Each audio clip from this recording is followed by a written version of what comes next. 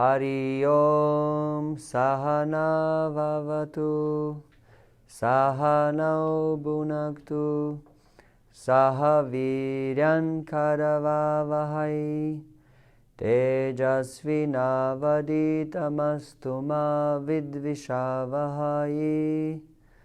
Om Shanti Shanti Shanti. Om Jaya Shri Krishna Chaitanya Prabhu Nityananda Shri Advaita Gadadara Shri Vasadi Gaura Bhakta Vrinda.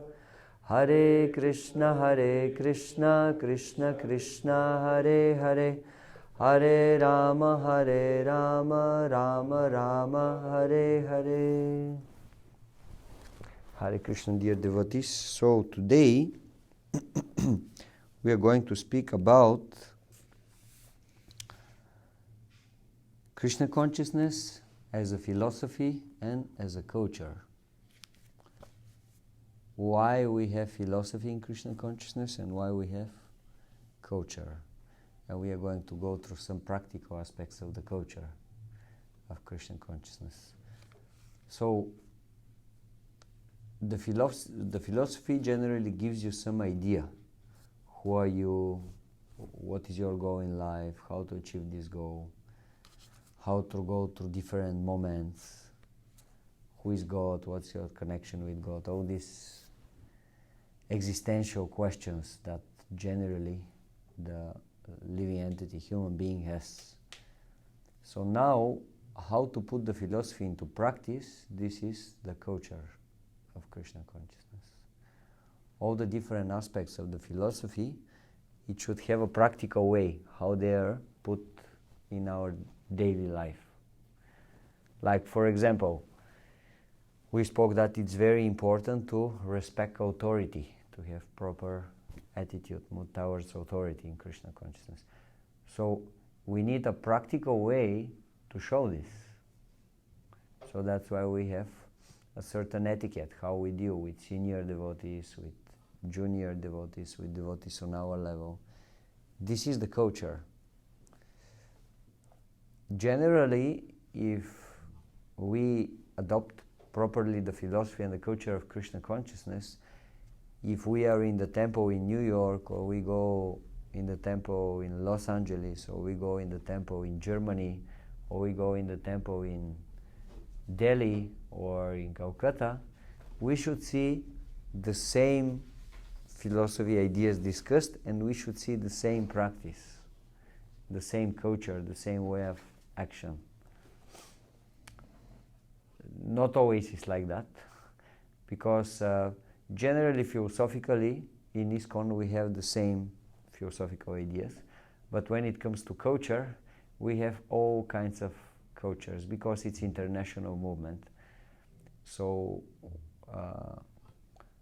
many things are traditionally adopted on different places, which is normal, but at the same time, some basic idea of following authority, cleanliness,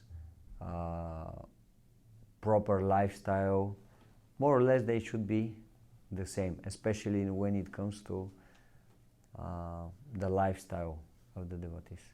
Like, for example, if you go into the house of people from Bangladesh or from Bengal, if you go in Bangladesh in their house, or if you go in a Bengali family in New York, Queens, you'll see the same thing going on. They'll cook more or less the same preparations.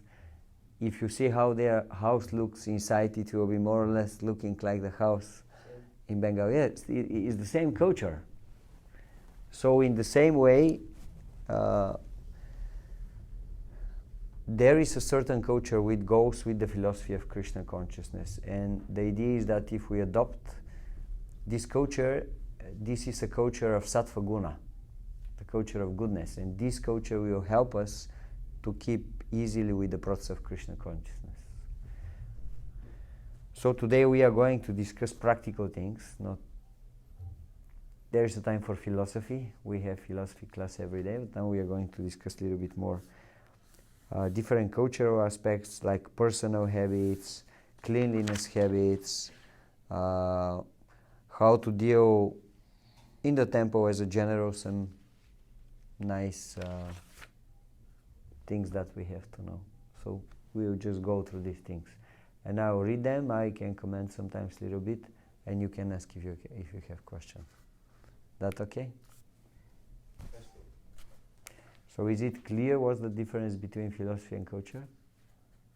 Which is philosophy and practice. Yes.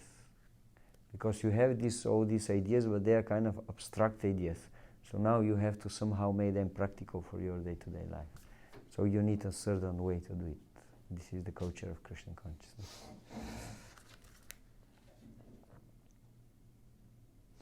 Okay, so let's start with personal habits.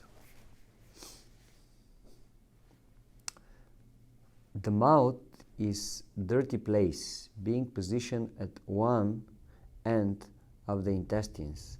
It is a place where many germs are found, and therefore one should not suck one's fingers or pen, or bite one's nails, etc. If one does touch one's mouth, then the hands should be rinsed, washed. Don't lick things like stamps, and don't blow out candles, incense, sticks, etc. One extinguishes candle flames by creating a breeze with a hand movement. Also, it is a good practice to learn to pour water, juice into your mouth when you drink.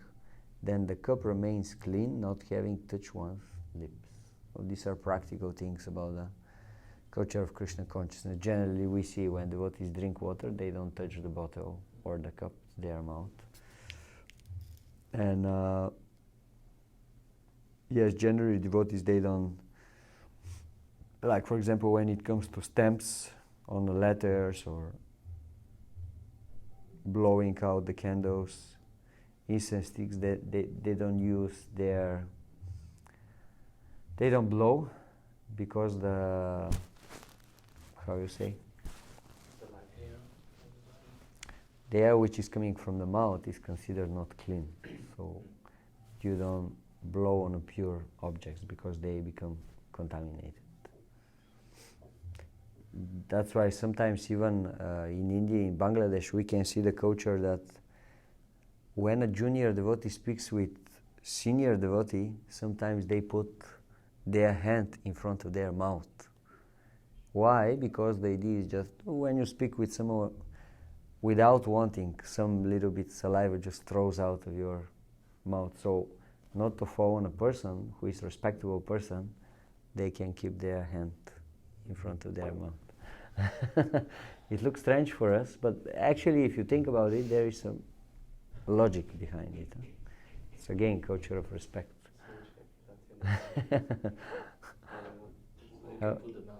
I would guess it will be the left. The mask idea is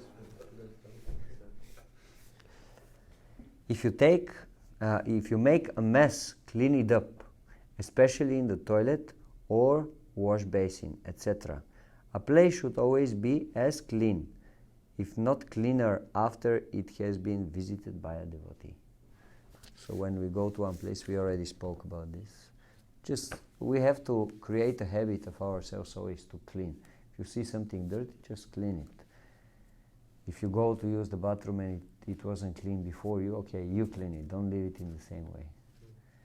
Or at least leave it as clean as you found it. Better, cleaner. That's the principle.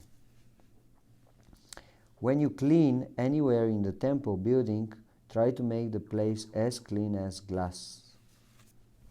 So try to do the things nicely, properly. If someone else leaves a mess, then you can clean it up.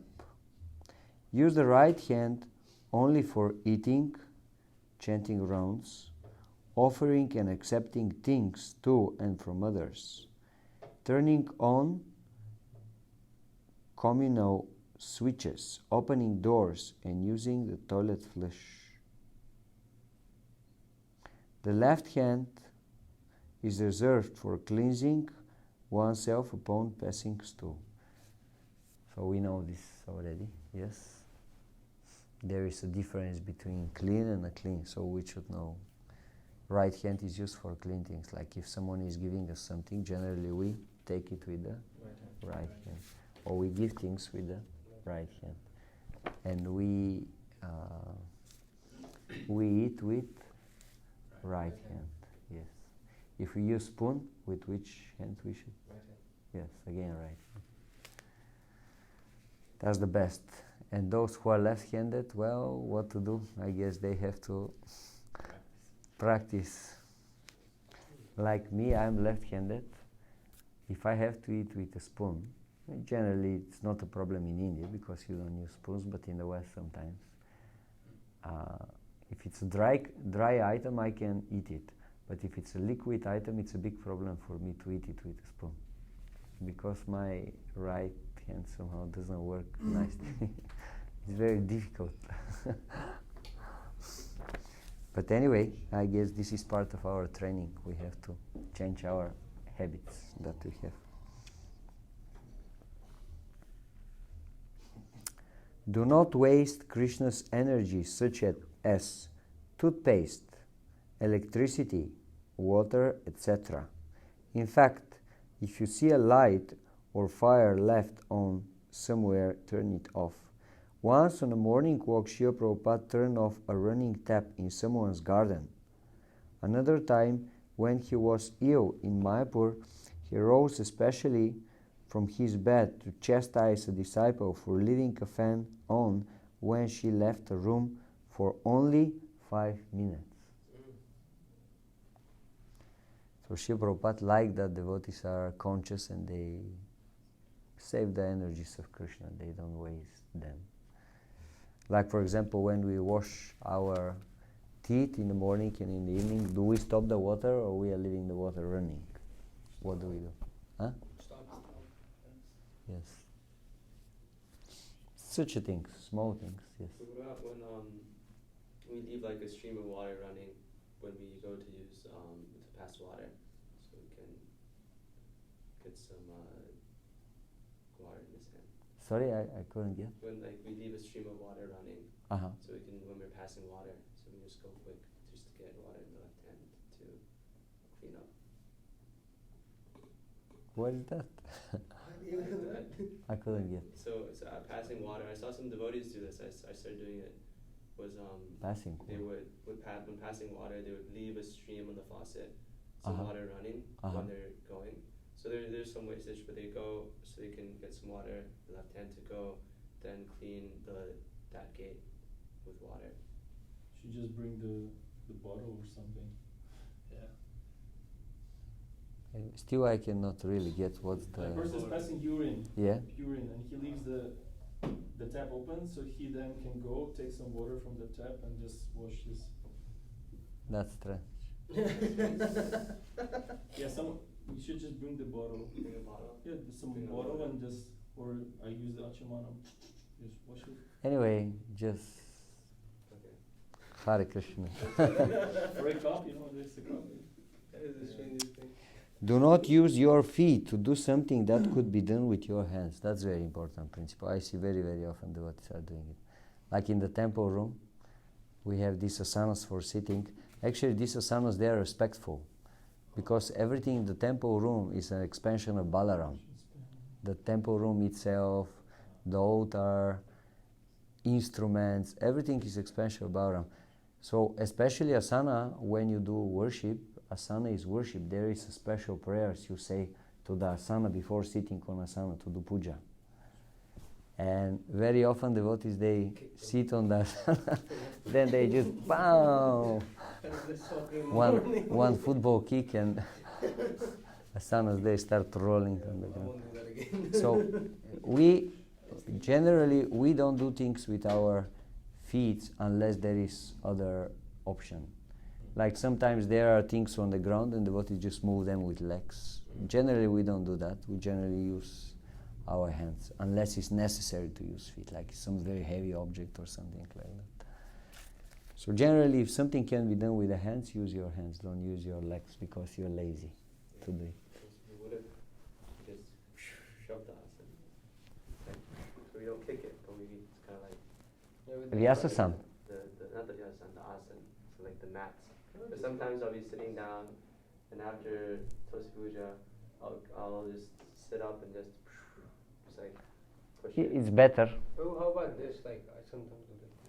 It's Just pick it up and go there. Put yes. it there.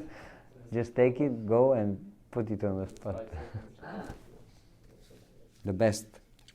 I know. Keep a particular floor cloth for every area. The cloth that is meant for use in the eating or sleeping area should not be mixed up with the cloth for the showers or toilets or stairs. So we should have some standards about cleanliness.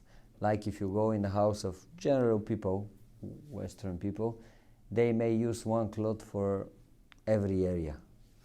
Like I was working for some time in a guest house, and more or less it was kind of, similar. Like you go in one apartment, you clean everything, the floor of the apartment, the floor of the bathroom with one cloth often. It's like In hotels with that too. I used to clean hotels. so in the devotees' houses and in the temple should not be like that. We should have some differentiation between different kinds of cleanliness. Like, for example, room that we live, this is one area. The stairs where we go with our shoes, generally in the room we don't go with shoes. The stairs where we go with shoes should be another cloth. Or the bathroom where it's considered not clean place, especially the toilet, should be another cloth. So like that, it should have some difference. Like a few days ago, I saw one devotee. We were we were taking prasadam, and by mistake he dropped some prasadam on the floor. So he went, and because apparently, I don't know, he didn't want to save time, or for whatever reason, instead of getting a cloth which is for the floor, he just took the cloth which is for the table and used it for the floor, and then went and just rinsed it and left it there. Oh, it's not ideal. It's not, generally we don't do that. Like one cloth should be for the tables. This is one standard of cleanliness. Then floor is something else. On the floor we go with our shoes from outside. It's a different thing, yes? Yeah. So we should differentiate these things. Not that we should become fanatics, but still some differentiation should be there. Okay. So now we are going to speak a little bit about sacred items.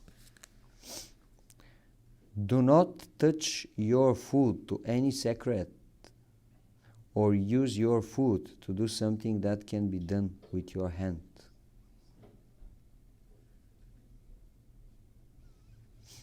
So again, the same principle, we should not touch sacred items with our feet. If we touch, what are we doing? What's the culture? Yes, we ask for excuse. We touch them. If we touch a Vaishnava, who is also a sacred item, if we touch him with our foot, what are we doing? Yes, asking excuse. It's not just enough to do this. Sometimes devotees, they think, when I do the ritual and job is done. No, we have to say, excuse me. But in our culture, this is expressed also with this movement. Why? Because you take the feet from his lotus feet, you take the dust from his lotus feet and you put it on the highest place in your body, on your head.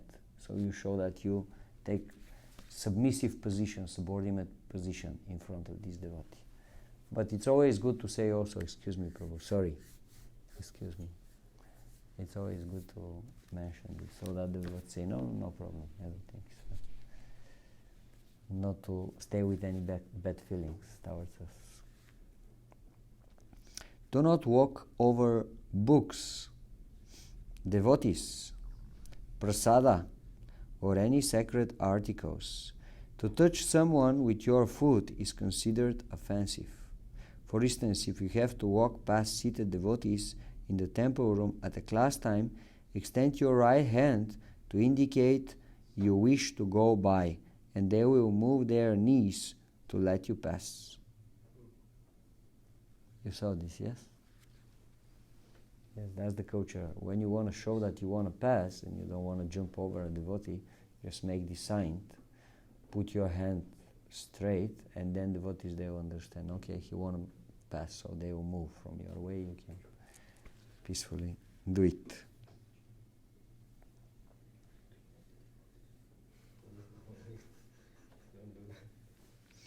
Books, beads, karataus, etc. should not go on the ground or on one's seat or bed, nor should things be put on books like alarm clocks, karataus, etc. So this rule very often we don't follow. We put sometimes the books on our lap, that means on our legs, is it? Which generally is not good thing. At least it's good to put something under and then we can put the book. Like that's why we can see in India, devotees generally if they are going to read on the ground, they have these book stands and they are using them to put the book on them, not to be on the ground. Or even if it's on the ground, something should be under, some clean cloth, something like that. Also often we put the books on our beds, which is considered not a clean place. So this we could try gradually to implement in our culture, in our practice. Often devotees, they put karataus on the floor after kirtan. Also generally we try sacred items. We try not to bring into the toilet, if possible. Only if there is no other option, let's say we'll put them outside and someone may steal them, then okay, we don't have option. We'll bring them inside. But generally sacred objects, we don't bring into the toilet, or Mahaprasadam flower, garlands, these things we leave outside. Yes, the big bag also. For the big bag, I heard that, again, if there is no safe place where you can leave it outside, you can take it with you.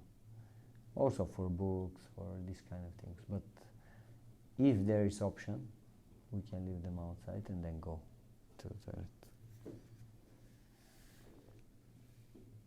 If a sacred object falls to the ground, pick it up and touch it to your head. If your japa beads are out of your bag, keep them in a clean place, but do not hang them on a hook. The best is to have 2 bead bags. When you wash one, you can immediately put the beads into the other. Do you have 2 bead bags? How many? How often you are washing your bead bag? I only did twice. For how long? Since the time I got it in 3 months. Woohoo! Back to Jimmy. Maybe like once a week I'll Okay. wash. Okay. Do you think it's okay to wash every day? No. No? You have 2 bead bags? Actually, I have 3 big bags. Okay. Good. Yeah, maybe every 1-2 weeks we can wash our bead bag, just so that our bead bag is clean. We should be able to see that it's clean. Sometimes you can see some devotees using, when you see the bead bag, it looks like it was used like for 2 years maybe and it wasn't washed. Well, generally we should give a good place for Tulasi Day to recite, yes? To reside in it.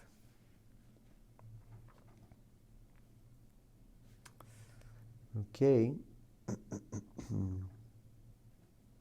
Do not take sacred items into the toilet. Beads, books, Harinam Chadar. About the Harinam Chadar, do you know that Harinam Chadar should be wear under the, how you call, waist? Yeah, the upper part Yeah. of the body. Generally, Harinam Chadar should not touch the lower part of the body. Because the whole names of Krishna are there, yeah, so we have to put it and wear it in such a way that it doesn't touch our legs or feet. It's disrespectful, yes. Also, Prabhu, I wanted to ask about the standard for cleaning Harinam Chadar, for washing it. Is it okay to wash it with the rest of our laundry? Yeah, it's okay. It's okay. Generally, the question is if it can be washed in the bathroom, because generally bathroom is not a clean place. So if you like, you can take a bucket of water and just go out in a place where it's not considered impure place and do it there. Rooftop. Yeah, rooftop, or let's say the place where is our Laundry room. laundry room, yeah, like that.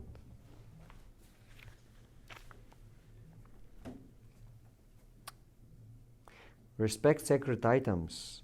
Don't lean on them or throw them around. Don't write in books. Do you write in books sometimes? Yeah. Make notes in the book. Generally, it's considered not proper. Because the books, especially these books, Bhagavad Gita, Srimad Bhagavatam, Chaitanya Charitamrita, they are like deities. So you don't write on a deity. Yes? I bracket mark them. The paragraphs are with a bracket mark. It's better than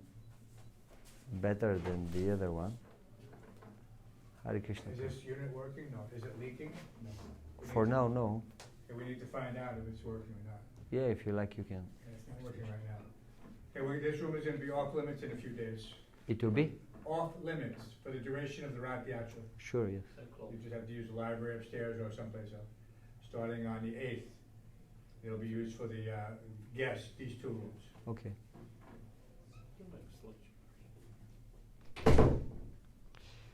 Okay, so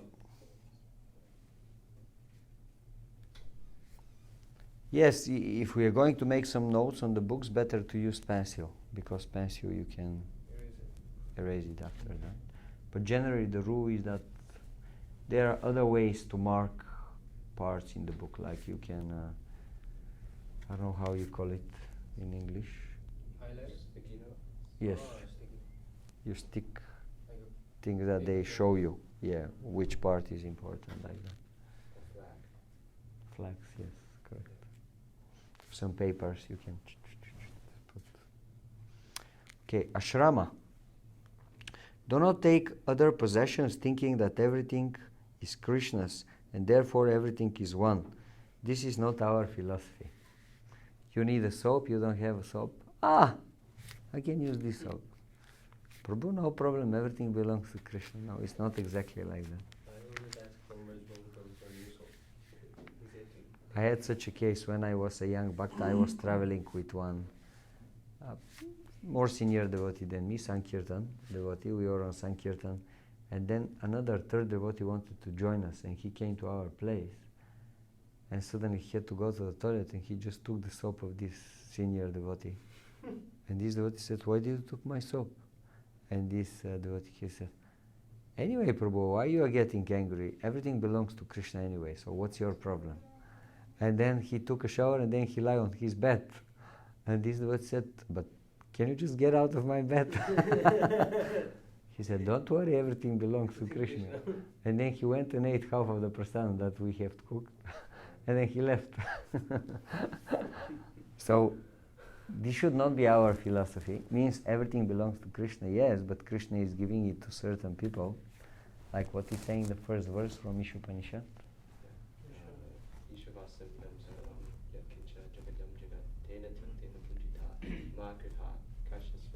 Yes. Magrida Kasyasvidana. We should not be greedy for these things which were given to others. We have our quota, we should use this. And Krishna is giving other things to other people. They belong to them. So we should not take it. Or if you want to take it, at least we have to go and ask the proprietor of this thing. Do not sleep on your stomach. When sleeping, try to sleep with your head pointing east, or at least south, but not north, also not west. Here, do you know this? Devotees, they try to sleep on east or south. East is good for spiritual advancement, south is good for health. To sleep with your head north decreases the duration of life. And west is not good for spiritual advancement. So east or south. And generally don't sleep on your stomach. Do you sleep on your stomach? Like side. Yeah, generally it's advised that one sleeps on a side, right side or left side. I heard like from disciple of Dhanavir Maharaj, he said like the left side, if you sleep on left side, that's like the spiritual energy comes through. On the right side, like material energy. I tried. I have some weird dreams and I'm lying on the right side. Yeah, and I feel every time better if I lie on the left side.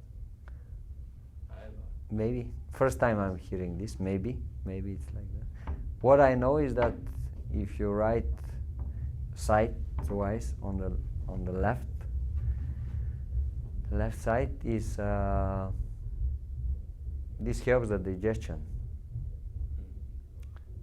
So generally you would want to start sleeping in this way. Also it may help if still there is something in your stomach to be digested. And also this increases the fire in the body. And if you go to sleep on the right side, then this decreases the fire. It's cooling, yes. So sometimes sometimes the body is telling you, no, turn the other way around, because let's say there is too much heat in the body, or sometimes other way around. But I don't know, maybe this is also there. Okay, a devotee puts on freshly washed clothes every morning. So if we can do that, it's the best to start the day with clean clothes. Or at least if our clothes are not very contaminated, that means we didn't sleep with them, we didn't went with them for the big bathroom, then okay, maybe we can wear them one more day.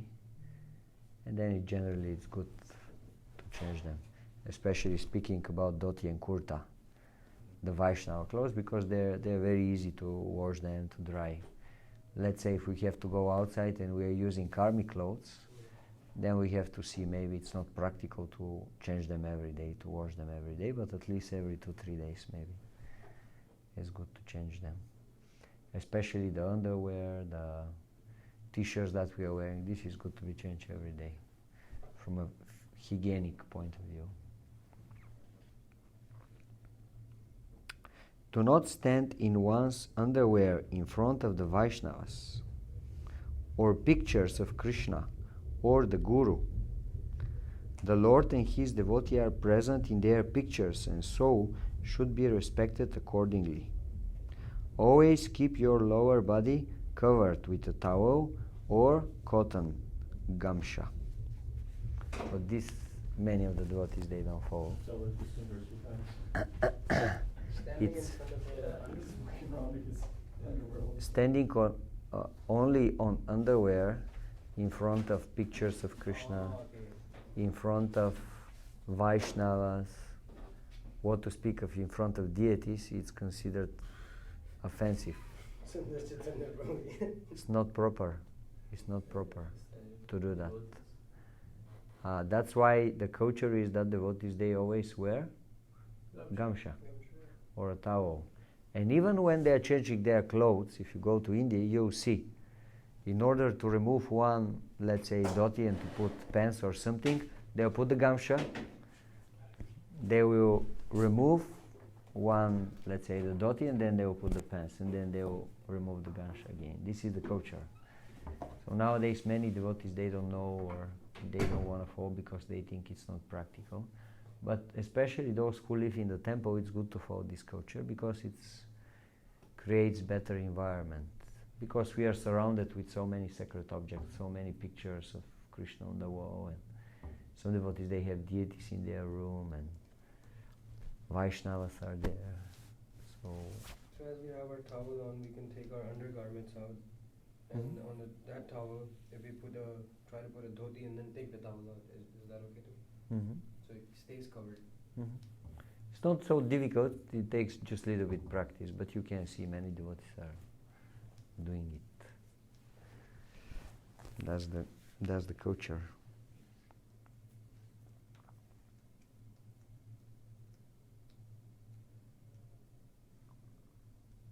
Your locker should always be neat and clean. Don't leave prasadam in it, or even bring prasadam to your room. So whatever is our place to keep our items, we should regularly clean it and make it orderly.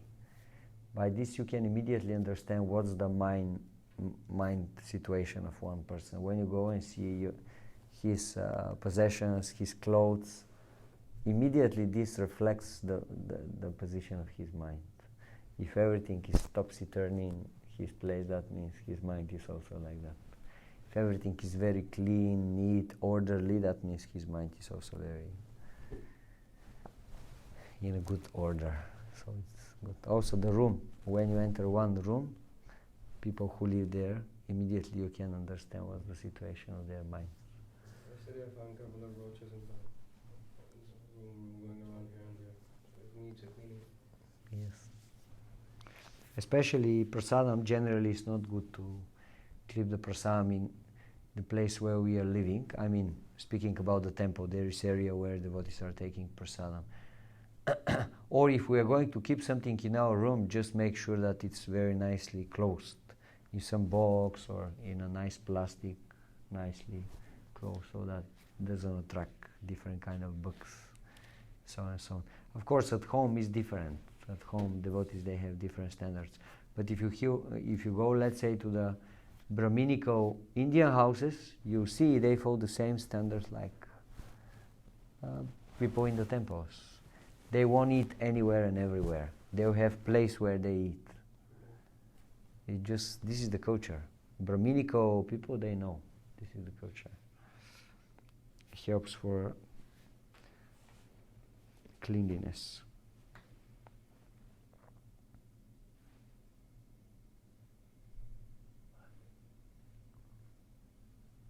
No, I was just feeling sleepy, so I had to stand up. If you sleep with the bathrobe on the floor, roll it up upon rising and wash down the floor area where you slept. Do not leave clothing lying around. Dirty laundry is to be placed in a bag or laundry basket. So everybody should have some kind of bag and put it there and keep it somewhere.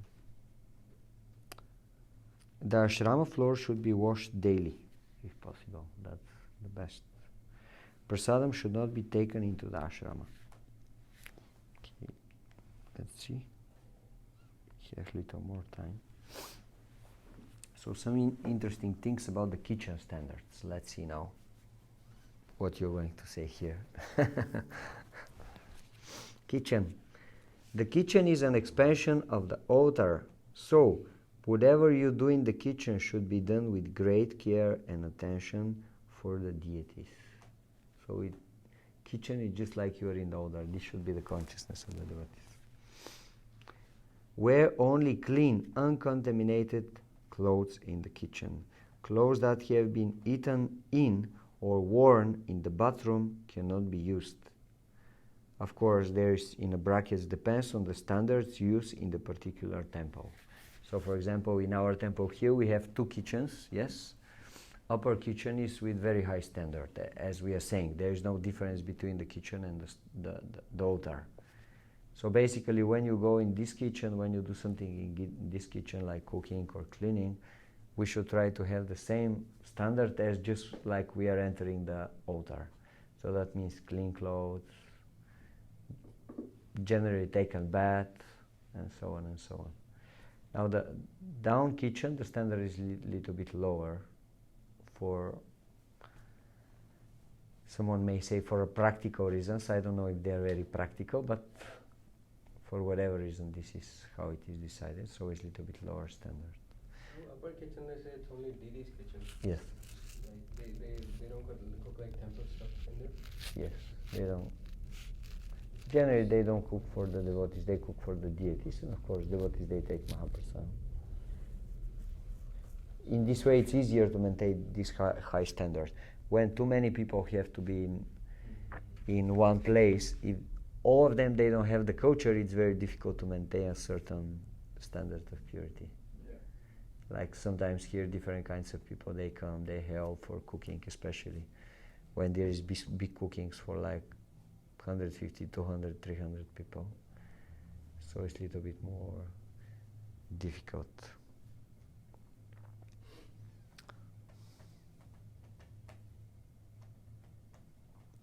Fingernails should be kept short. Wash your hands upon entering the kitchen before beginning your service. Never enter the kitchen in an unclean state. What means unclean state? Toilet number 2. Yes, for example, you went to the toilet, you didn't took shower. Didn't change your clothes properly. Putting the same bad clothes, dirty clothes. Yeah, let's say, yeah. Again, depends on the standard of the kitchen, but if it's the highest standard, yes. Let's say if you are too sweaty, if you went to the toilet, especially number 2, if you slept more than 1 hour, all these things, they make you unclean, so you have to do something to clean yourself, then you can enter. Also for the ladies, if they have their unclean period, few days generally is not supposed that they enter the kitchen.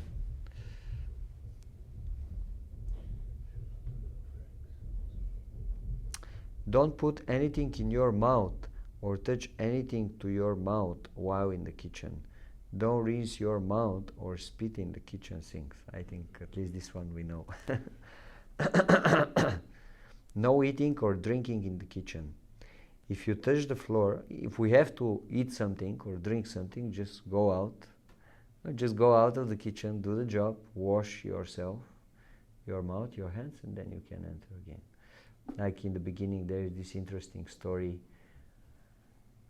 If I am correct, I'm not completely sure, but if I'm correct, it was the marriage of Yamuna Mataji or some other of the like senior ladies from ISKCON, Srila Prabhupada disciples, and for this marriage, her sister came. She wanted to help Srila Prabhupada for cooking the prasadam for the wedding, but she has the habit to,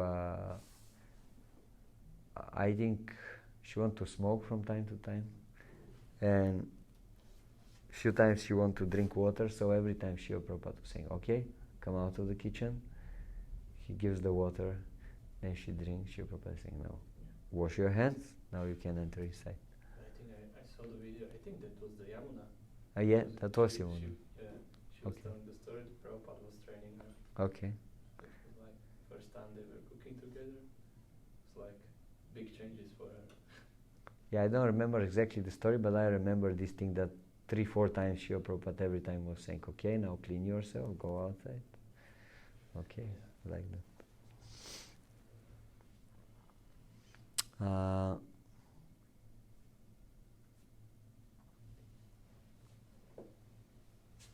Want to open a little bit the door? Just to get some fresh air. In the temple kitchen, I see some devotees when they taste their food with a spoon, they come outside, but they don't wash their hands, they just go inside again. What? Some devotees in the temple kitchen, they come. Who did it? I cannot name is snitching. But they do like the spoon taste. They taste it with the spoon. Down kitchen, you mean? Yeah, temple kitchen, and then they go back in without washing their hands. No, I don't think so. I've seen two devotees doing that. Bhakti is tasting with the kitchen with the spoon. I cannot name No, it. generally they will taste, but they will wash. Unless they just throw something little bit inside without touching their mouth. Then okay. I told them with the spoon, maybe they go throw inside the spoon and good. Done. But when you are also taking something in your mouth, that you are also considered like unclean.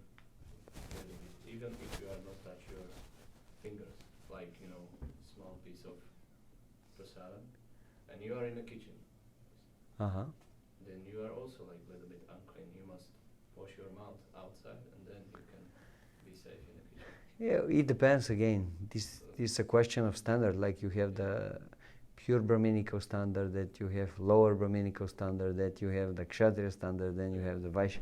You have different standards.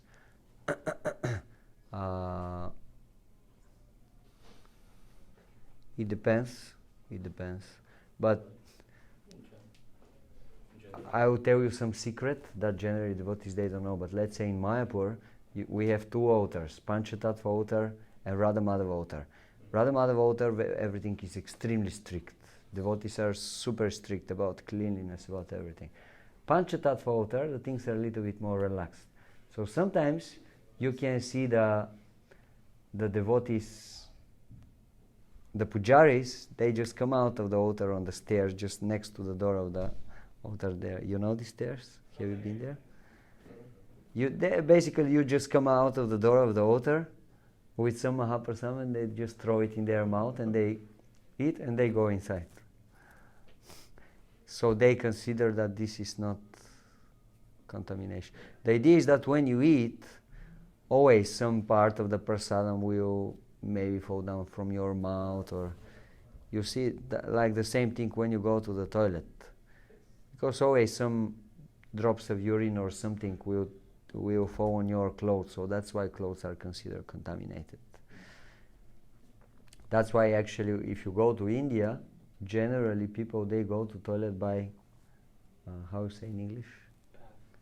Yeah, they don't stand straight. Yeah, how you call this?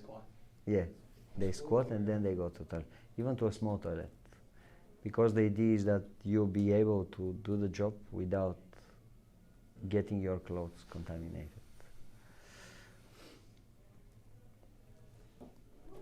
Wow, until now I was thinking it's like some sort of helping sitting position. Yeah, it's Ayurvedic when you're Close. in a squat position. And also, how to say, you will clean your body like more relaxed if you're standing. Okay.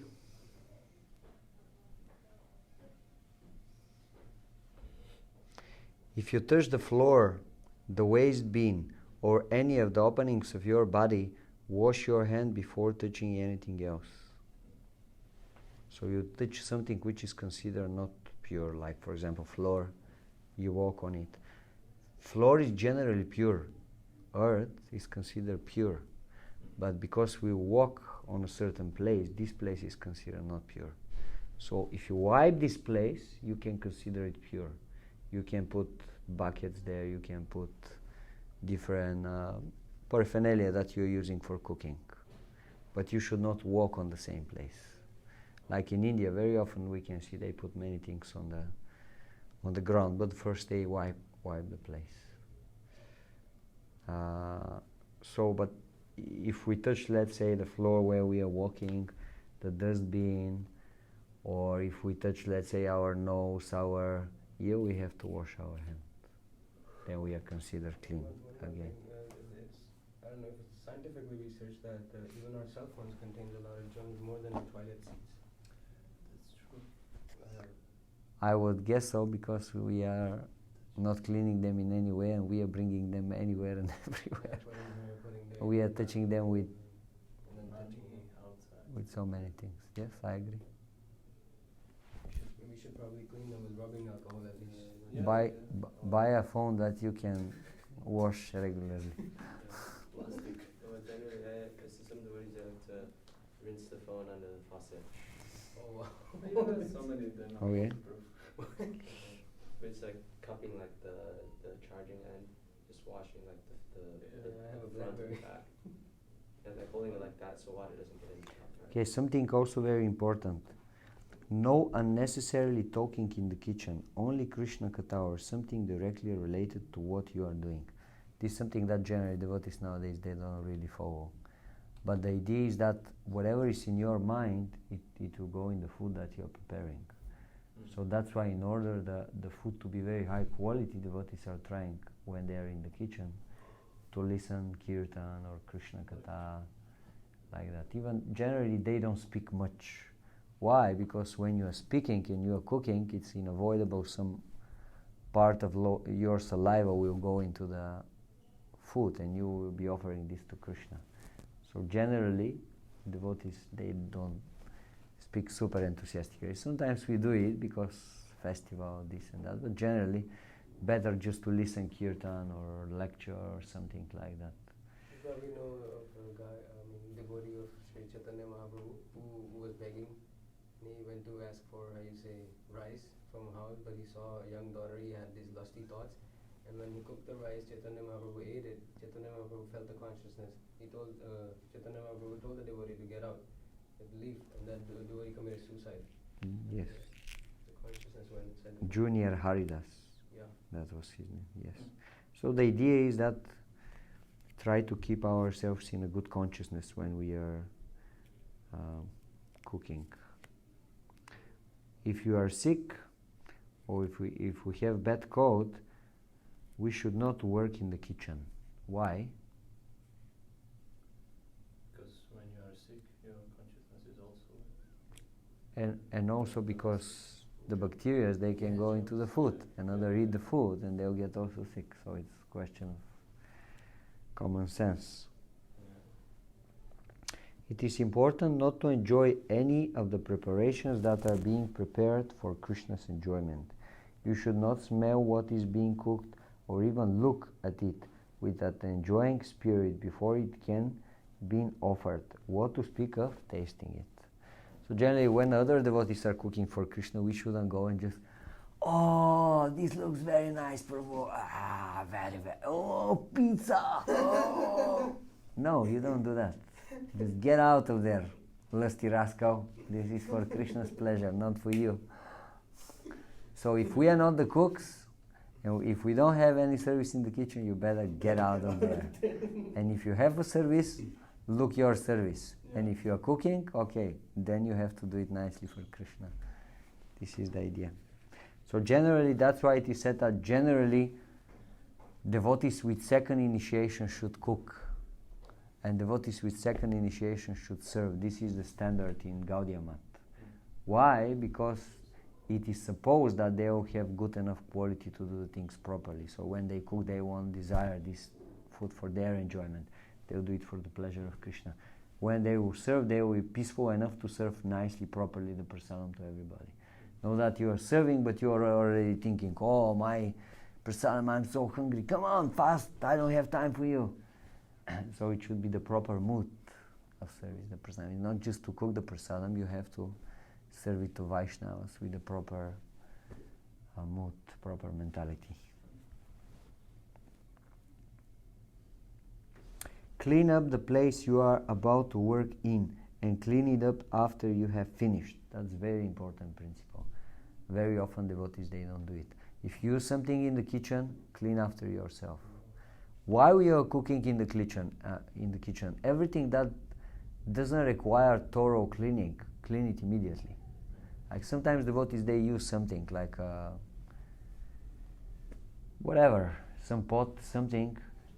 Let's say there is cut vegetables inside. They throw the vegetables to be cooked on the fire, and then they just take this pot and they throw it in the sink where all other dirty pots, which are oily, fatty, and now this pot, which was not actually dirty, has to be thoroughly washed, which is waste of time and energy. Yeah. And you could just take it, put it under the water, rinse it, and put it back as a clean pot. So whatever is very easy to clean, just clean it immediately. This will save so much time for you, also for the devotees who have to clean after you. Now if something is really dirty and it has to be taken care of, then okay, leave it for the person who is going to do the washing. But we can save lots of time and energy in this way. Like my temple president in Bulgaria, he's amazing example for this. The moment when he starts enter the kitchen and he want to cook, kitchen should look completely clean. If not, he first cleans the kitchen. Then he starts cooking. Maybe he can put some water to start like warming, boiling, this, that. First he cleans completely the kitchen, then he starts cooking. The moment when he finishes with the cooking, the kitchen looks in the same way as it was in the beginning. So he was cooking and at the same time he was cleaning. So at the time he finished cooking, everything is clean. There is even no one pot on the sink. Everything is totally clean. So he comes out, everything looks very pure, sattvic, everything is paka. Some devotees, their style of cooking is They cook and they will make very amazing preparations, but after that, after one cook, 4 people, they have to go to wash for a whole night. There is no pot in the kitchen that was not used, and it just everything stays there on the sink.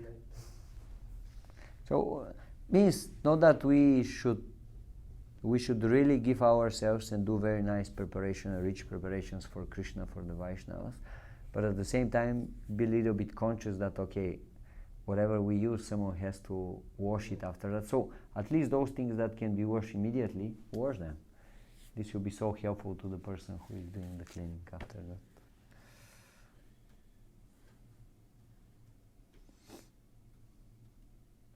If a vegetable or cooking utensil falls on the ground, wash it off. If it falls on your food, you have to throw it away. The vegetable. If a vegetable touches your food, you have to throw it. You cannot offer it to Krishna.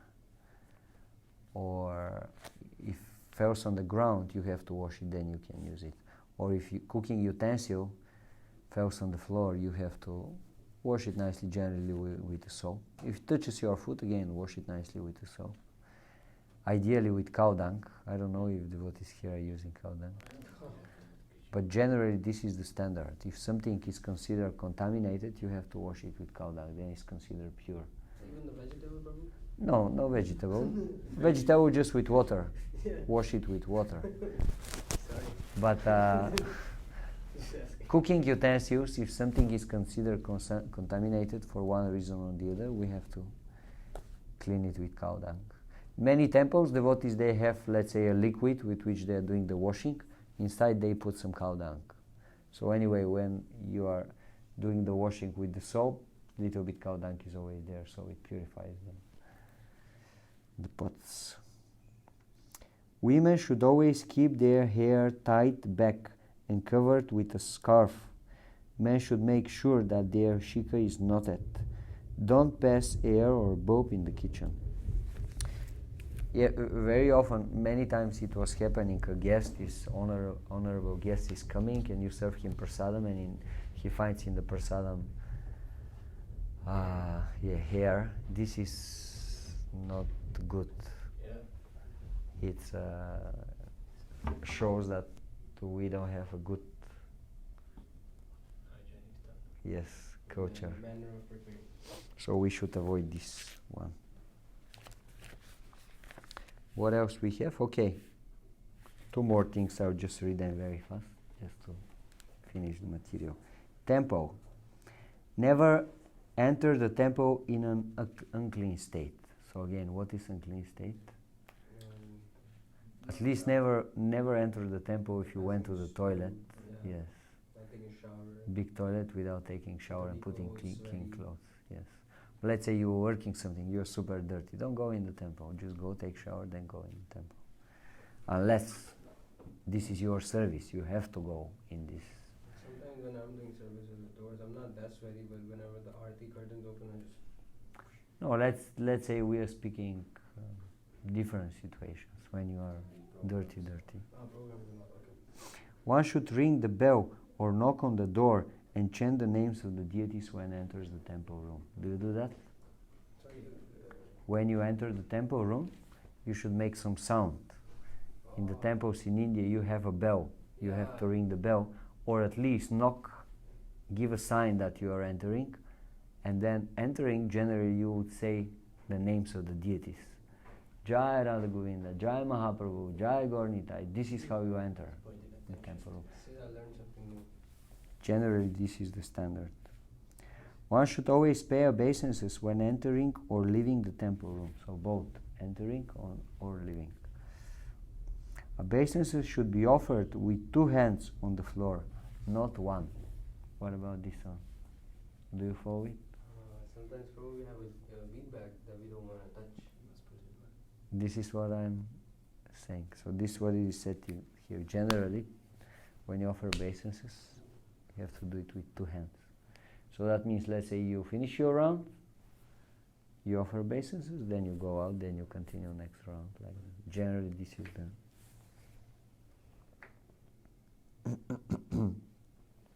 the Do not talk informally, read or write personal letters in front of the deities. Only devotional activities such as hearing, chanting, reading and praying or some important matters related to the service of the deity should be carried on in the temple room. So in the temple room, center is Bhakti Jimmy or Krishna. Who is the center? Krishna is center. So everything should be related with the service of Krishna. Krishna should be the focus of attention. That's important thing. While sitting, do not expose your feet to the deities or point them at the spiritual master or to Lasi Devi. Always try to keep them covered. So it's not proper to stay like that with stretched feet in the temple room in any direction. Why? Because everywhere you have either picture of Krishna or Murti of Prabhupada or the deities or Tulasi Maharani. So generally when we are in a temple room you have to sit down, cross. Even Like with the socks on, Prabhu? even with the socks. No, because you said don't expose, so exposing, like you can cover it. Socks and Like expose means like from this position to this. not to like pointing towards them. If you have problems staying cross-legged for a long time, just go to the benches and sit down Or at a walk. and relax. That's the standard. Don't pass air or bulb in the temple room. Avoid sitting with your back to the deities, the Vyasa-san, Tulasi or the spiritual master. So we should try to sit in such a way that we are not with our back. It's disrespectful. I was thinking like about like Guru Puja when we have our Jarati, we have either facing the deities or backs to Prabhupada or backs to the deities and we're facing Prabhupada. And that's why you can see sometimes the senior devotees, if they see someone is really in front of Prabhupada, they are saying, move back. They don't allow us to stay really with the back towards Prabhupada, little bit aside, so that we are not really with our backs towards Prabhupada. Also, I heard one Srila Prabhupada disciple, he was saying that better if we are, how you say? Curbside turn. Yes. We are not with our back neither towards Prabhupada, neither towards the deity, but a little bit sideways.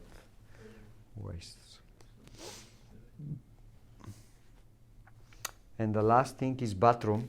What shall we do and what we shouldn't do in the bathroom? Clean. Nails should always be clipped short.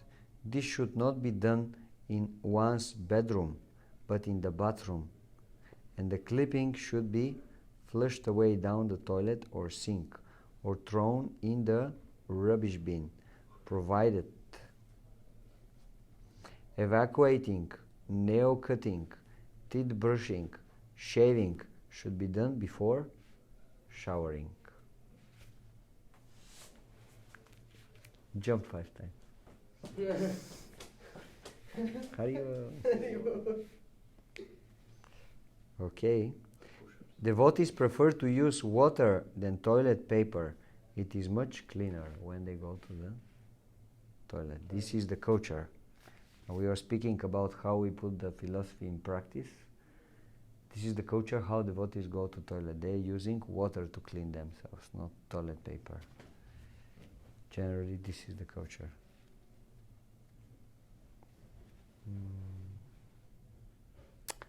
Afterwards, the hands should be thoroughly cleaned with soap. In toilets and bathrooms, devotees should always be dressed in a gamsha. Take at least 2 showers a day, or more if you have to pass 2 at another time. The early morning shower can be cool to help invigorate the system and should be efficient but quick. A warm shower should be taken if one is sick. It is also important to take a mental bath by chanting Hare Krishna, Krishna Krishna, Hare Hare, Hare Rama, Rama Rama, Hare Hare. So while we are taking our bath, we can chant the holy name to purify our mind. Or also it is said it is very auspicious while you are taking your bath to remember Ganga, or to say Ganga, Ganga, Ganga, because this is just like you're taking bath in Ganga. You're getting same spiritual benefit, which is not bad. You are in New York and it is just like you're taking bath in Ganga.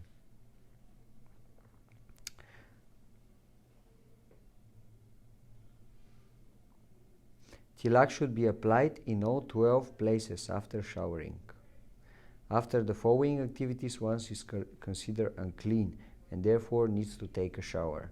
Sleeping more than 1 hour, brushing teeth, shaving, passing stool. So these things, they have to be done either before showering or when we do them. If we want to be considered clean, we have to take shower. 12 places and like what other 12? 11 places are there? 1, 2, 3, 4, 5. Can you give him a paper so that he can see and learn them and put them? Yeah, I know the songbook. In the songbook there is, maybe in the temple there is some paper with them. Temple songbook. It has it shows the places. I don't know if there's one here, but I have one that I can give to Prabhu. Also, I think in the phone it should be possible to find. Just the idea is that in this way you show that the body is a temple of God. Yeah. By putting this tilak on 12 places, you think that, okay, this body belongs to Krishna, it's a temple of God. You have to use it as a service to Krishna. Also, Prabhu, I was wondering, what's the standard for putting on the body tilak? Sometimes they just go really quick. Yeah, it can be quick. If you can make the shape of a tilak, it's better. But at least put some tilak and say the mantra, at least that much. But like if you go to India, you will see devotees are very careful about putting tilak. They really make it very nice looking. Somehow here we are lazy, we don't want to get up 5 minutes earlier to have 5 minutes more for the tilak, so that's why we just put it for 1 minute. But if we have the time and we can do it, it's nice, especially if we are in India, where often you walk just by each other, so your tilak is visible on your hands or other parts of your body.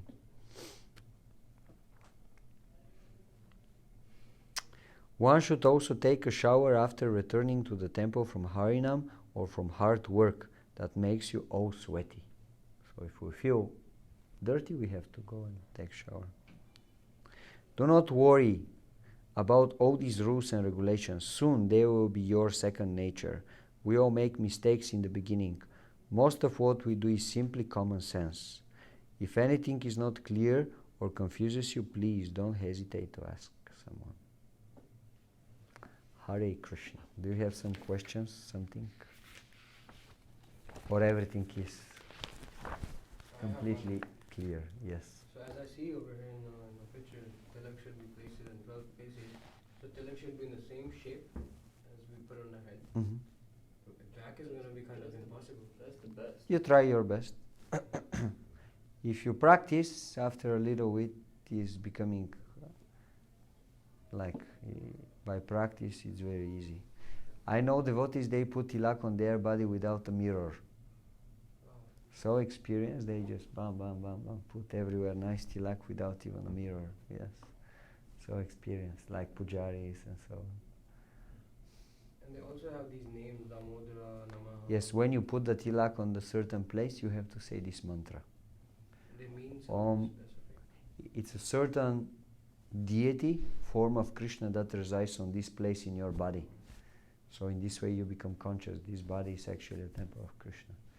Om Keshvaya Namaha, Om Narayana Namaha, Om Madhavaya Namaha, Om Govindaya Namaha, Om Vishnave Namaha, Om Madhusudanaya Namaha, Om Trivikravaya Namaha, Om Vamanaya Namaha, Om Shridaraya Namaha, Om Krishkeshaya Namaha, Om Padmanabhaya Namaha, Om Damodaraya Namaha, Om Vasudevaya Namaha. The rest of the tilak generally you put on your, not on the shika, but yes. Yeah. Thank you very much. Shri Prabhupada ki Jai. Nitai Gaura Premanande.